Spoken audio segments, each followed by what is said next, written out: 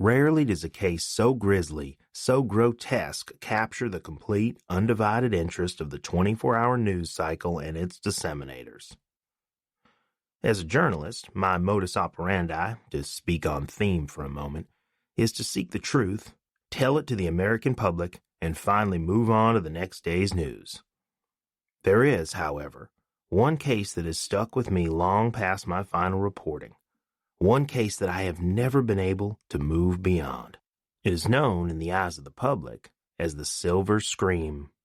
And, if you're reading this book, you've undoubtedly heard of it. However, the real truth of what happened during the fall and winter of 2018 has never been published, until now. In the months following the killings, I have spent countless hours poring over documents and journals, news clippings and television reports, some done by this very author himself.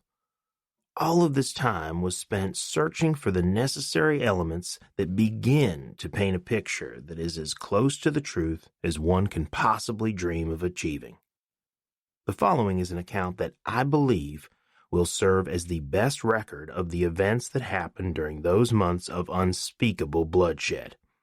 In addition to the aforementioned documents, this work was also made possible by painstaking hours finding and interviewing those who were most closely involved.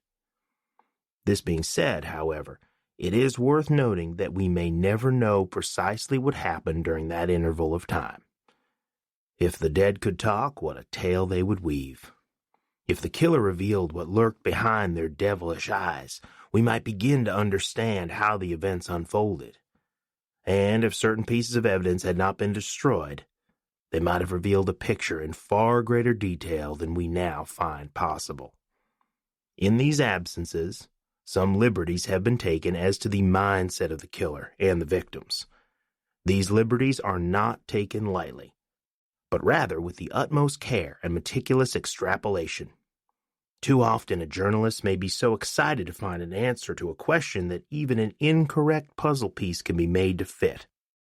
I assure you, dear listener, that I have resisted the temptation to jump to any conclusions within this audiobook, and everything that you will hear is factual, corroborated evidence stitched together to form the most complete and accurate delineation possible. One set of tools that we were fortunate enough to stumble upon are the notes of Dr. Ian Black. These notes take us not only into the mindset of the doctor himself, but also of his most infamous patient, detailing their sessions in the process. Of particular importance are the notes regarding the patient's dreams, restated here in the present tense to convey an entree into the alternate reality of the subconscious, and as originally transcribed in the doctor's actual notes.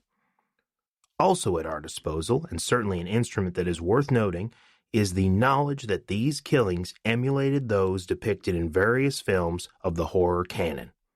This discovery made it possible to insert some of the details from these films, and thereby extrapolate on the events themselves.